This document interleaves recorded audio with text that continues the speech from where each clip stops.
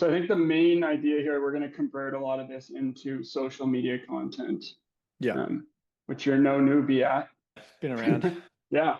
I love your stuff. It's awesome. So cool to actually Thanks. chat Thanks, with dude. you. Yeah. At least there's one person that likes it. So we're going to try to keep it to about 5 minutes a question. I'll ask the questions and then you kind of respond. And if it goes sideways and we take a turn on the answer, then that's no problem too. However you take the question. Sound good? I'll do my best. Sweet. So first question, what's the most reliable way to get for a new clinic owner to get their first, say, 50 to 100 patients? All right. There's two sort of paths. One that's the devil path, and then one's the way that you probably should do it if you actually planned. So the devil path is you turn on Facebook advertising and you get 50 patients from paid advertising. It's probably going to cost you, without an agency, it's probably going to cost like $5,000. So it's like, that's not the fun way to do it, but it's a way to do it. And it is pretty reliable in most areas. The other way to do it is if you know you're starting your practice, say in 6 months or 12 months time, you start creating content for the person that you are going to help in the area that you're going to help them. Then you can use a different strategy of like retargeting, which is a lot cheaper, and basically build a name for yourself in that community and build a wait list before you get there. Okay, so everyone gets there and then they're like, oh, I'll start posting. And it's like, no, dude, you need like a year before that even starts to pay off. Okay. So it's like, get a game plan ahead. So a personal brand, you can build a personal brand as an associate before you move and start your own practice. And you should be doing that anyway, because you should be getting the skill of bringing people to you as an associate. If you prove you can do that to yourself, you can do that in your own practice. I feel like that's something that people, they don't prove to themselves before they move out, and then they move out and then they go, oh shit, I actually never had to generate my own patient. Next thing, they're on the phone to some marketing agency who's like, oh, I'll get you 90 new patients in 90 days. And the treadmill begins. All right. So if you're going to do it properly, build a personal brand as an associate for however long you're going to do it. Then when you decide where you're going to be, just be a little bit more specific to that thing and that location. And then like things you can do is just literally like go to the cafes in that area, tag them in it, get to know the business owners, like just become someone who's coming and like drum up a bit of excitement about you being in that area. Yeah, that's awesome. So it sounds like a good place to start too. Building the personal brand, no question, but also having an idea of your ideal patient. Is that correct? Yeah, man, which I'll probably get into in another question, a bit more detail. But yeah, it's like social media. So everyone's like, oh, the algorithm, like, oh, and they get 200 views or whatever. The algorithm is literally people's behavior. So it's like who's watching your videos, it depends how good it goes. So if you're too broad and you don't speak to anyone, no one watches your videos. So it's like if you don't know who it is that you're talking to and how you help them with whatever problem they have, the algorithm doesn't know like who to show you. And then the people just like randomly shows you to people, and then the people are like, who the fuck is this? They don't care. So it's like knowing the person and the problem you solve. Don't even bother until you know that. Yeah, totally. You also talked about Google building your brand through Google. I think Google and Meta are the two main systems that people try and build brands through. Is there one that you've seen excels over the other? Yeah, so personal opinion, man. Like some Google nerd is going to blow up at me for saying this, but I think Meta's better. Basically, what you need to understand is like funnels. So if I say funnel, do you know what I'm referring to? I'll explain. No. So a funnel is basically like, if you think of the entire population in the world, they all are all in the world. Your funnel, basically what you want to design is a way to get the thing up near those people and then them to come through. And then at the bottom of the funnel is a new patient exam. Okay. Does that make sense? Yeah. So in that process, there's like different stages that people have to go through. So if we start at the bottom, we'll start at the top. So the top 100% of people, let's just call there's 100. They just exist in the world. 60% of those people don't have the problem that you solve. So they're just like gone straight away. Then if you come to the first level, just got to get my maths right, 20% of people, they have the problem, but they haven't thought about what the solution is. So commonly for us, it's going to be like back pain. My neck hurts. I'm getting a bit stiffer. I feel a bit older. They're aware that they've got a problem. They don't really know the specifics of it. Maybe this is where they're like learning about sciatica, that sort of stuff, but they don't know what the hell's caused it. They don't know what to do about it. They just know they've got it.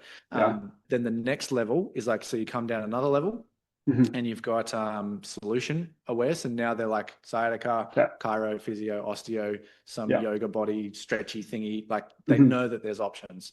So at that level, that's 17% of people. They're like actively looking for solutions. Then under that, there's 3% of people who know the problem, know the solution, and they've decided which one they're going to do. They're the ones that are buying. So Meta and Google, you're targeting 3% of people. So stupid, but that's what it is. With Meta, at least, what you can do is start to target solution aware and problem aware with good ads. So if you just run an ad that's just like, we're doing a $49 offer and I take x-rays, 3%. If you're like, oh, if you bend down and your back hurts like this, it could be this because of this. That's why we do our new patient examination. All of a sudden, you're talking to people who are aware of their problem. Then they're starting to learn some solutions and now they know what your offer is. So you can actually talk to 40% of people with Meta advertising, whereas Google advertising is just like be at the top of the Google list. So my preference, Meta. Sweet. Okay, next question. For a new clinic in a smaller town or a tighter knit community, what marketing strategies work best compared with clinics say at a larger community? Oh, dude, they're the exact same. They're the exact same. The way humans work is we have like, think of like your little bubbles. So you've got like a work bubble and you've got like cafes and stuff that you go to around your work. Then you've got your house bubble where you got stuff around your house. So in a smaller town, the house bubble and the work bubble usually are a little bit closer. That's about it. In a larger city, there's more people, but they still only go to their bubbles. You know, like someone's not going to go across the city to see you because they've got a bubble, right? So the strategies and marketing techniques that you use is to become, it's building a community. So I think we get lost when we go, oh yeah, we're online, we're worldwide, whatever. It's like, no, you're still physically, you're on like in that one spot. You need to make the community around you and use social media to draw more people to your eyes. That's the beauty of social media. It's just like expanding your internal community rather than trying to advertise to everyone. It's just showing that you're there. So the leverage is probably the biggest thing here, where you can get in front of 10,000 people with one video. How hard? I don't know how I would get 10,000 people to come to my door in like a 45 seconds, you know, like you can't do that. So that's the beauty of online, but then it's like making sure that it's targeted to that community and that you're helping that community. And those communities, again, if it's regional, if it's in the city, urban or whatever, it's kind of the same strategy, but it's just the bubbles are a little bit different. So they may have a work and then a home bubble. So the strategies, underlying strategy stays the same. Still know all the businesses around you, still have like community links, then still use the same content, solve the problems for people. And then if you want to get into like paid advertising and stuff, it's the exact same stuff. In a city, you've probably got to be tighter. So people won't travel as far in a city. Whereas urban, you know, I mean, people sometimes travel like 2 hours because they've got nothing else. So that's kind of the difference, I suppose. But again, it's like the underlying strategy is the same. Make good ads, make good content, write some emails, know the businesses around you. Do that enough and do it long enough and you'll be good. Sweet. So next question actually builds off that one, but do you use an email list? And if so, what is the best use? How do you maximize that email list? Your email list is your business. So you can have 10,000 followers and 1,000 emails, and that's like a pretty weak business. Like you've done a pretty bad job. Reason being, there's a few. So Google did a study, it was a while ago now, so they've probably done a new one. But basically, people need to see you on 4 different platforms, have 11 different touch points, and watch 7 hours of your content, okay, before they trust you. So if you think email, so touch points would be like YouTube, Instagram, email, and then maybe a podcast. Like that's kind of like people are doing podcasts now. So that's like your 4 different platforms. Then time. So an Instagram reel, you're lucky if someone watches like the first 5 seconds. So it's like the time on Instagram is not enough. So a lot of people use Instagram to like hook people's attention to YouTube. So then they might watch like a 5-minute YouTube. So you're like trying to accumulate that 7 hours. And then emails is the same thing. You know, someone reads an email and it takes a little bit longer. They're just spending more time with you, basically. So with emails, and the value of emails is it's kind of the only one that you control. So if Instagram decided to shut down your account, what are you going to do about it? You know, like it's gone. Same with TikTok, same with YouTube, anything, it's gone. If you have an email list though, you have an email list. Like that's really why it's the value of the business. The way you use your email list though, I think is a huge gap for chiros because we suck at it. You basically need to continue. It's like keeping the conversation open forever. So chiros are very much like, someone talks to me, are you going to book a new patient exam or not? No, go away then. That was a bad lead. Okay. We need to extend the timeline. You know, we've got to get comfortable with people being around for 6 months, 2 years even, because that's just the time people need, right? So it's like, we need to build this ecosystem that people can just live in so that they can just like chill out. And then when they're ready, they can come see us. One of the best ways to do that is with email. So what I would recommend is you just write 2 or 3 emails a week. There is no call to action on it. And it's just like something you've seen that week. So it's just like conversational and something that might help in their situation. One piece of like solid advice, and then potentially something that's happening in your practice and life. So all we do is like the newsletters, and no one cares because you're just talking about yourself. Content, emails, anything you ever make, no one cares. You got to talk and make them care about it. So it's just like, give them free advice as often as you can. And then if you just continue that conversation going forever, once a quarter, once a month, you can just drop in a really short email that just says, hey, it's July. Heaps of people. Does everyone have diarrhea in America at the moment? Is that a thing? Yeah. So you can just be like, everyone's got diarrhea. Haha. Anyone want to book a reactivation? Just want to check out it, see if anyone needs help. And it's like, because you've had that other convo and you've helped them, people will then respond. Whereas people do a reactivation campaign now, they haven't heard from the person for 18 months. And it's just like, all you do is ask for a booking. It's like, it kind of sucks. So yeah, emails is like the hidden gold mine that no one uses. And it's so easy. It's just like, keep the conversation open and then do an ask once a month, if that. Yeah. Awesome. It's also much more personal, right? Because you're sending an email to a consumer, a potential patient, say, that versus them seeing your content online. Yeah. And like, if someone's given you their email, they've got some level of interest. So it's like, why would you not capitalize on that? And then even for your own patients, man, it's like, it's an extension of the care. You know, like if you don't have time to speak to someone about something, but then you can sit down and write it in an email, they're going to read the email.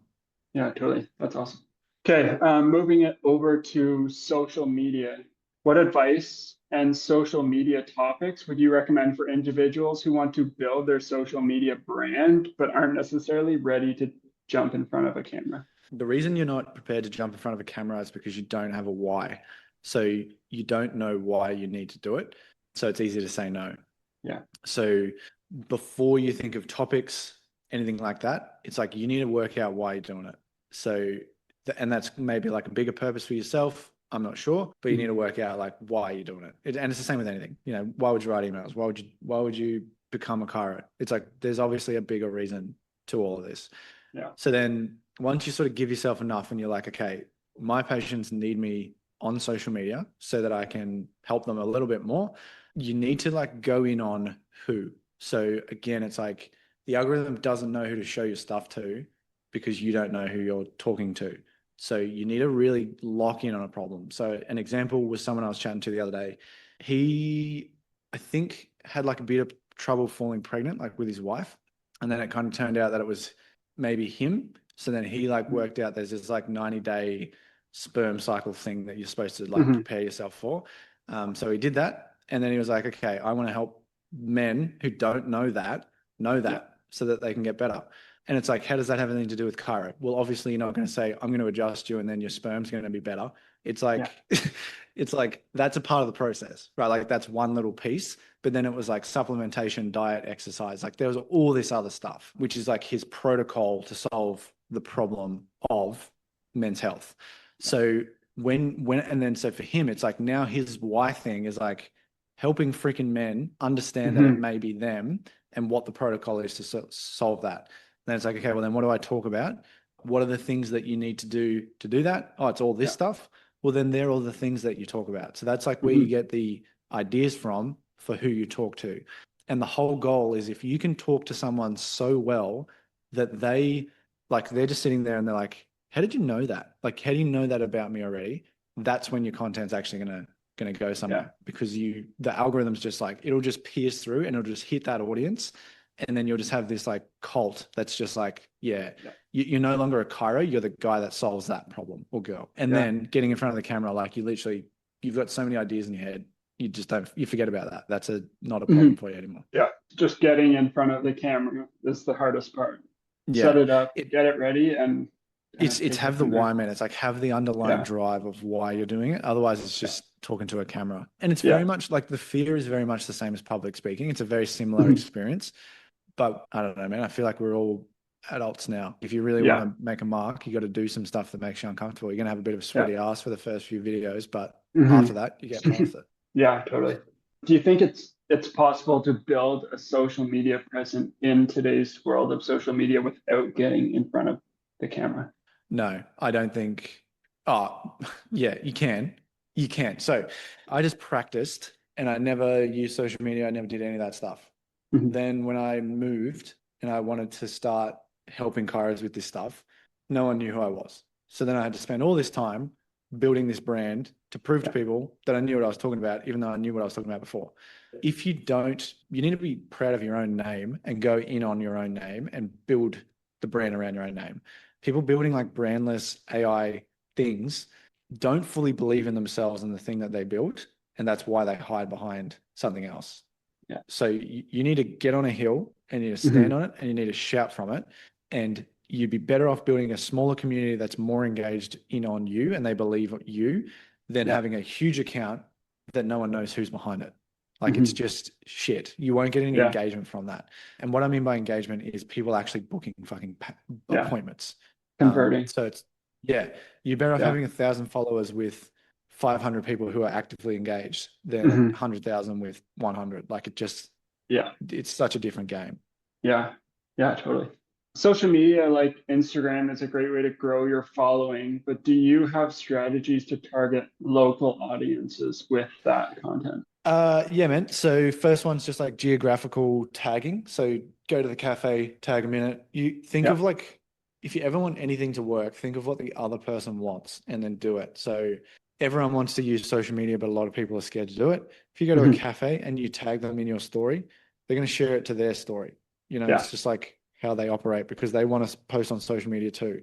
They want communities. They want people showing that they're in their cafe. So like do it. So if you geographically like tag things like that, that works.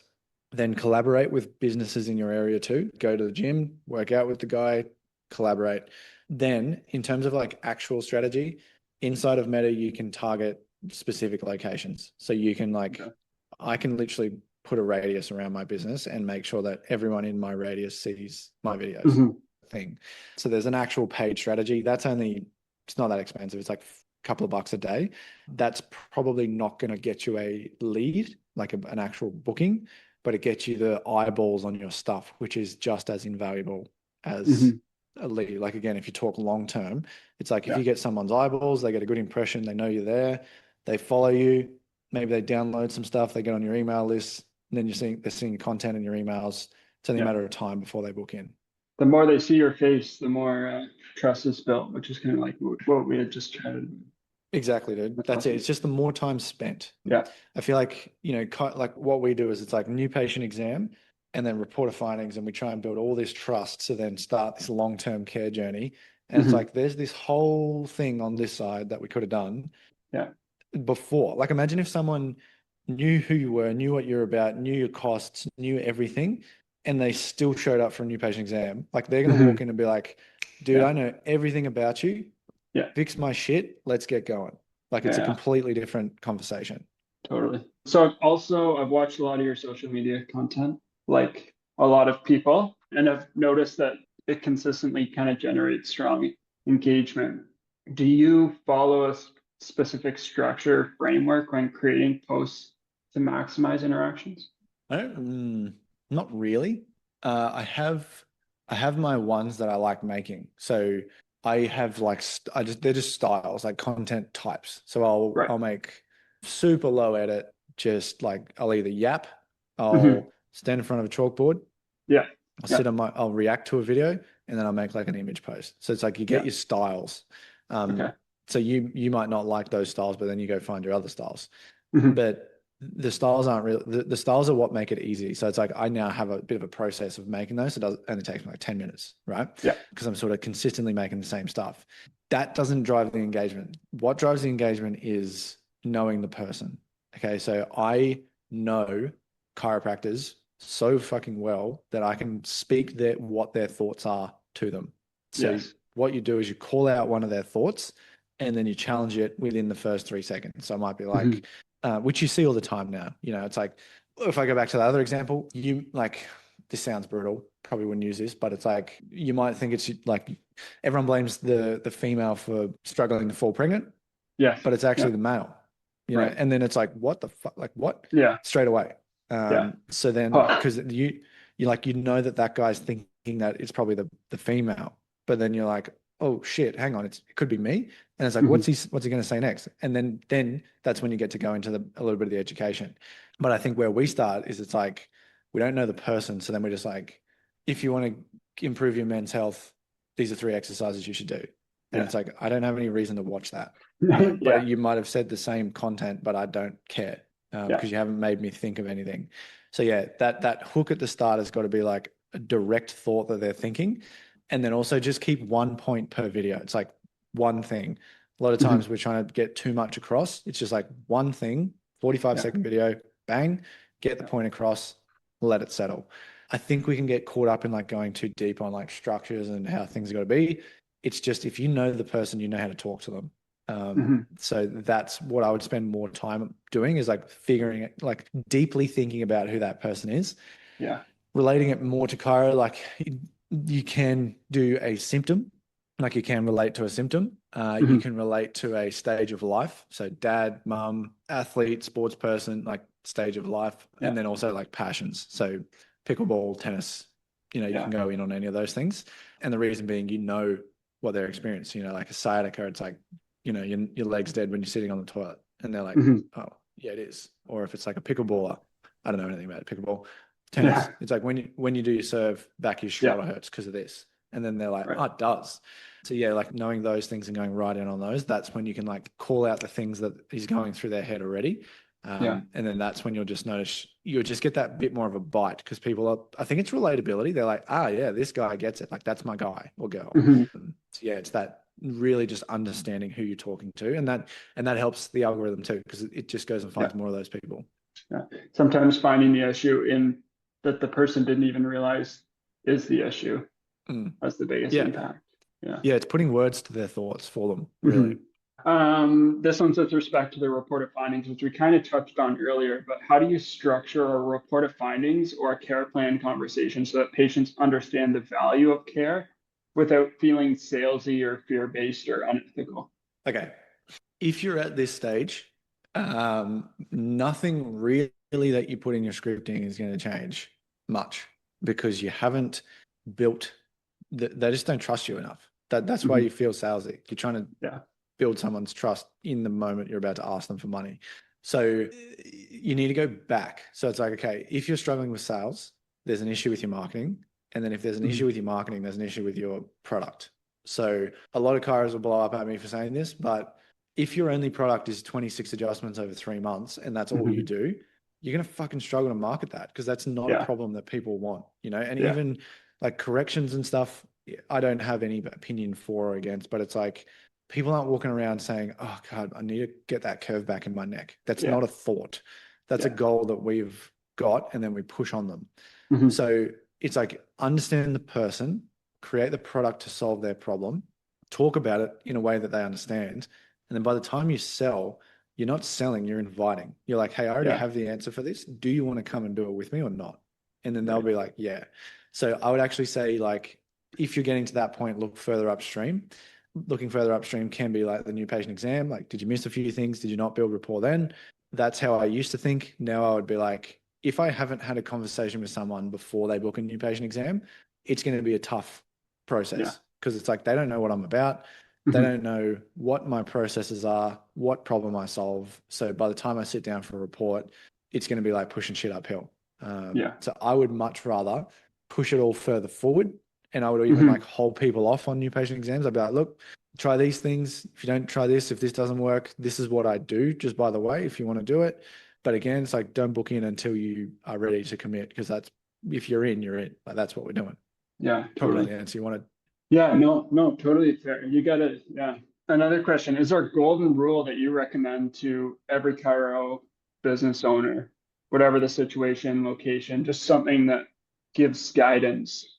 I think it's not so much a golden rule, but it's like it's just a change in mindset. Like I think for a long time we were told that the product of what we do is chiro, like the Hmm. actual adjustment. And then I think that came from the idea of like we'll get multi practitioners in the one building and then they can like share patients XYZ. All cool, great concept. I think it's dying. I don't think it's still a thing. And I think what's happening is there's like an individualism. So you're the product. Like the chiro is the product. Naturally, if you go away for a couple of weeks or a month or you leave, people leave because they want to see you. They don't want to see someone Yeah. else and get the exact same experience. It's like they want to see you. I think if you're like, my rule would be go all in on yourself and develop yourself, and don't try and copy someone else. Don't try and mimic someone else. Take parts of other people's stuff, but ultimately you need to build your own like signature thing so that people come to you, and be okay with that, because it's essentially building your brand asset. Like that's what it's all about. So Yeah. I would say make yourself better, invest in yourself more than anything else. And then you can go anywhere in the world and it doesn't matter, because you're the solution. It's Yeah. not anything else. Nothing else controls it. You're not competing anymore. Like if you Hmm. go away from just being I do adjusting to I solve men's health problems, like a chiro could open up next door to you and it doesn't matter, because they're Yeah. not the same patients. So Yeah. go all in on yourself, back yourself. Everything you do should be in the sort of the pursuit of improving your own self, because if you do that, the overflow of what you do is going to help everyone around you. So it Right. is a selfish act, but it's actually an unselfish act because it helps Hmm. everyone Yeah. else. Yeah. That's awesome. Kind of building off that question, if the goal is eventually to own your own practice, start building your own business, do you think it's more wise for a new grad to get in the dirt after graduation, make the mistakes for themselves, or follow the guidance of someone that's been doing it for a while, work as an associate for a couple of years, and then branch off? Yeah, man, there's probably no time frame, but I would not recommend you go and do it on your own, Yeah. unless you've got some other form of support, like a circle, a mentorship group, Hmm. something. Yeah. Purely because you don't know what you don't know in that first phase. Dunning-Kruger effect. You're right at that peak of you just graduated. You think you know everything, but you don't Mhm. actually know what you don't know. And you're going to have a big valley of despair on the other side when you realize how much you don't know. Yeah. So go and learn on someone else's time, on someone else's money, um, and treat that like you are there to learn everything, but then Hmm. also prove to yourself that you can be a fucking great chiro and great associate and help them build their business. Yeah. But the intent again is that, you're doing this to improve yourself so you can go out on your own. Hmm. There really is no timeline. I'd say within the 2-year mark, most chiros who are going to go out on their own realize it and they feel it. Yeah. There's kind of this like, I think it first starts off with you sort of sitting there and you're like, I don't love every single process that we do. And you want to change things, but you realize you can't because you're in someone else's business. Yeah. Then the second phase is you realize like how much money you're giving away. I think on average, probably keeping about 30% of Hmm. your billings. And for any chiro who's doing a direct service, they're going to be like, I want Yeah. more. Yeah. What you don't understand at that point, though, is that the business economics usually don't support any more than about 35% to 40% total billings. Hmm. And that's actually a reflection of the business model. It's not a reflection of the owner. It's just the way they've built that business. So I would spend my time learning, finding out where I live. Like there's a spectrum of rehab bro to like a philosophy boomer, work Hmm. out where you are, Yeah. figure out like your product and what the solution is that you want to solve, help grow their business. And then when you start to get them those feelings, you can either, so if you're like on a real philosophy side, go to like a rehab side and do a couple of like work there and see what that experience is like. What you Right. probably find is you sort of bounce somewhere in the middle. And then when you found yourself and you're sort of confident, then it's like, go all in Mhm. on yourself. Yeah. The last thing you want to be doing is working out what your philosophy is. And when I say philosophy, it's like how you want to help people. Yeah. Um, you don't want to be doing that and starting a business because you'll chop and Mhm. change so much. You'll start marketing one thing and then you'll change it to another thing. And then, 3 months of marketing goes down the drain because now you're not talking to that audience anymore. So you're better off doing that on someone else's time. Yeah, totally. And that kind of goes full circle to right where we started talking about building your own brand. And Yeah. that's a great opportunity when you're under someone else's dime, under someone else's time to build your own brand Yeah. so that when you are ready to take off, then it's go time. Yeah, man. And I'm all for chiros owning their own business, and if you want to do it on your own straight out the gate, do it. Like it's been done. Yeah, yeah, But that's just my experience. It's just, there is sort of that unknown, it's not ignorance, but it's just like, you don't know what you don't know. yeah, You probably look back in 12 months and be like, oh shit, I had no idea what I was yeah, doing. yeah. So an associateship's a good way to avoid that. So Hmm. I suppose something worthwhile noting is if you do take on an associate, just read the contract well, make sure Yeah, the exit's pretty clean, that sort of stuff. yeah, You might get underpaid for a little while, but just take that and chalk it down to learning. yeah. I've Yeah. heard treating it as a residency program almost. You know, Yeah, exactly. take those Yeah. 2 years, try and maximize what you can learn. And if you are ready at that point to can take on the world, then leap. Yeah. And the good thing is it's like, it's not 10 years. Hmm. And the startup now doesn't have to be a $200,000 startup. Like you can literally Yeah, get a table and a freaking room and go for it. yeah, And again, it's like, if you've invested in yourself, that's all you need. yeah. That's awesome. Thank you so much for chatting. That's all good, dude. It's We yeah, will. it's exciting. Yeah, yeah, it totally is. All the best, dude. Yeah, of course. I'm excited to see how you go with it all. Yeah, thank you. Thank you No so worries, man. much. Enjoy the rest of your day, and we'll be in touch. But see you, man. Awesome. Thank you.